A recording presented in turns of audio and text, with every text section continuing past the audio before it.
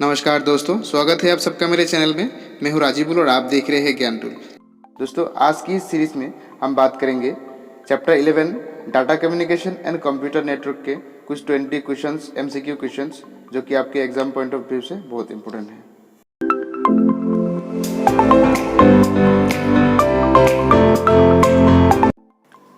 First question of this video, dash is the transmission of data between two or more computers over communication link. দুটা কম্পিউটাৰৰ ভিতৰত data transmission হোৱাটো এটা communication লিংকৰ জৰিয়তে তাক কি বুলি কোৱা হয়? কমিউনিকেশ্যন, নেটৱৰ্কিং, ডাটা কমিউনিকেশ্যন নে ডাটা নেটৱৰ্কিং? চ' দুটা কম্পিউটাৰৰ মাজত যোনটো ডাটা ট্ৰান্সমিশ্যন হয় এটা কমিউনিকেশ্যন লিংকৰ ওপৰত তাক ডাটা কমিউনিকেশ্যন বুলি কোৱা হয়। So' option number 3 is the correct answer of this question. Second question, communication between a computer and a keyboard involves dash transmission.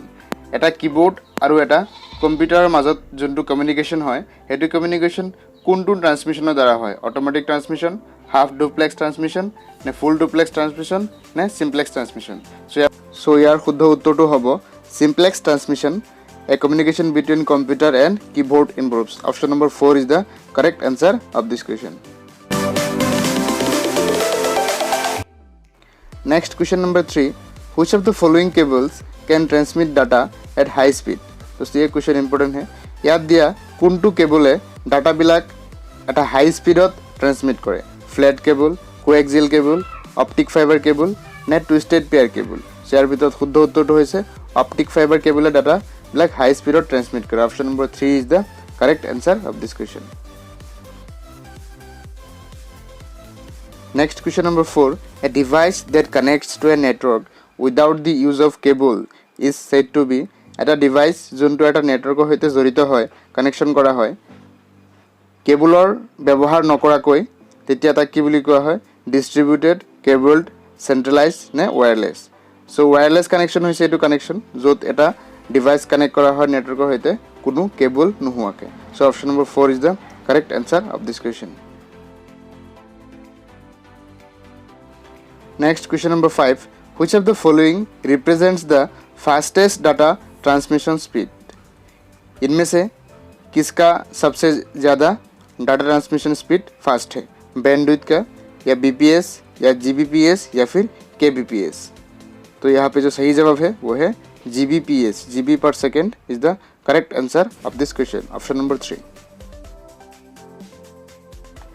Next question number 6, pathways that support communication among the various electronic components on the system board are called network lines, processors, logic pods or bus lines.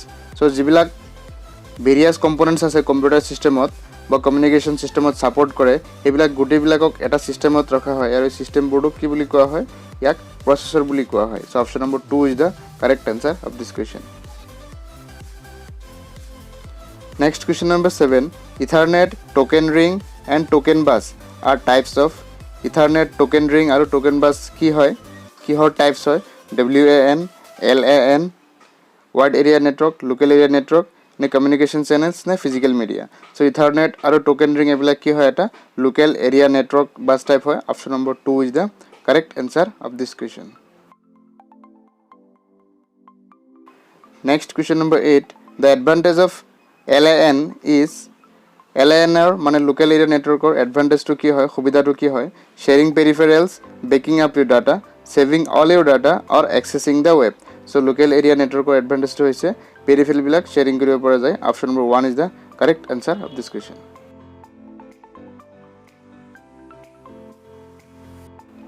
Next question number 9, which of the following items is not used in local area network? इनमें से कौन सा item LAN के साथ use नहीं होता है? Interface card, cable, computer और modem. So local area networker लगत यात थका कोनटू आइटम यूज নহয়? सो यार शुद्ध उत्तरটো হৈছে लोकल एरिया नेटवर्कत मॉडेमটো নালাগে। Option number 4 is the correct answer of this question. Next question number 10, which of the following network would use phone lines? phone lineত ইয়াত থকা কোনটো নেটৱৰ্ক টাইপ ব্যৱহাৰ কৰা হয়? WAN, LAN, WWAN or wireless. Local area network ne wide area net ne WWAN wireless and wide area network ne wireless. So ইয়াৰ যোনটো শুদ্ধ উত্তৰটো হৈছে এটো হৈছে wide area network. Option number 1 is the correct answer of this question. In phone lines we use WAN network type. Next, question number 11.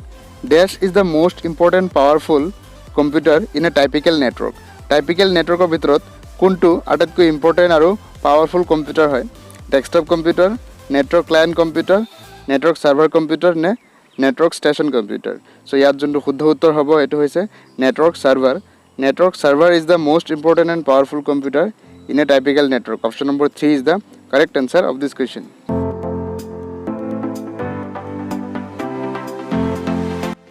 Next, question number 12. Networking using fiber optic cable is done as. So networking bilak fiber optic cable ব্যবহার কৰি কৰা হয় কাৰণ it has high bandwidth. Year bandwidth বহুত বেছি আছে. It is thin and light. এটো পাতল. It is not affected by electromagnetic interference. এটো বৈদ্যুত চুম্বকীয় আকৰ্ষণৰ দ্বাৰা প্ৰভাৱিত নহয়. Power charges etc. or all of the above. So network using যোনটো ফাইবাৰ অপটিক কেবল ইউজ কৰা হয় এটো এই গুটেইকেইটাৰ কাৰণে ইউজ কৰা হয়. ইয়ালে হাই বেণ্ডউইথ থাকে, থিন লাইট থাকে আৰু ইলেক্ট্ৰমেগনেটিকৰ দ্বাৰা ইন্টাৰফাৰেন্সৰ দ্বাৰা এটো এফেক্টেড নহয়. গতিকে শুদ্ধ উত্তৰটো হ'ব all of the above. Option number 4 is the correct answer. Next, question number 13. A dash is an agreement between the communication parties on how communication is to proceed. Both SLA, bond or protocol. So correct answer will be protocol is an agreement between the communication party on how communication is to proceed. So option number 4 is the correct answer of this question. Next, question number 14. What is the function of a modem? Modem function to ki hoy, kaam to ki hoy? Encryption and decryption, converts data to voice and vice versa, or voice to data, converts analog signals to digital signal and vice versa, and option number 4 serves as a hardware antivirus. So যোনটো মডেমৰ main কাম হৈছে এটো হৈছে analogue signal to digital signal কৰে আকৌ digital signal to analogue signal লৈ convert কৰে. So option number 3 is the correct answer of this question.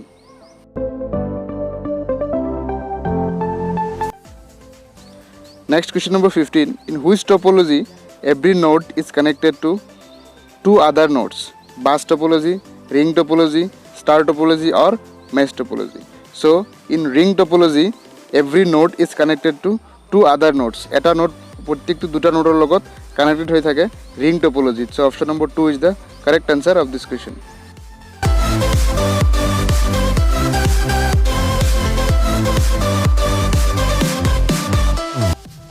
Now comes to test yourself section. Question number 1. Hub is associated with dash network. Hub ইয়াৰ লগত কোনটো নেটৱৰ্কৰ লগত জড়িত হৈ আছে?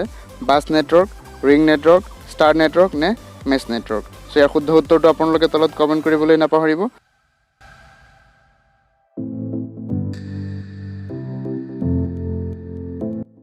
Next, question number 2. Which of the following terms is associated with networks? ইয়াত দিয়া কোনটো টার্ম নেটৱৰ্কৰ লগত সংযোজিত হৈ আছে? MS Excel নে মাউস নে ওয়াৰ্ড নে কানেক্টিভিটি? বন্ধুসকল এটো বহুত ইজি কোৱেশ্চন, আপোনালোকে আশা কৰিছো পাৰিব ইয়াৰ উত্তৰ দিবৰ কাৰণে. ইয়াৰ শুদ্ধ উত্তৰটো তলত কমেন্ট কৰক. আহিছো পৰৱৰ্তী কোৱেশ্চন লৈ. ইয়াত কৈছে an alternative name for the completely interconnected network topology is mesh, star, tree or ring. Network topology এর আৰু এটা অল্টাৰনেট নাম কি হয়? মেশ, স্টাৰ, ট্ৰি নে ৰিং? ইয়াৰ শুদ্ধ উত্তৰটো দিবলৈ যত্ন কৰিব.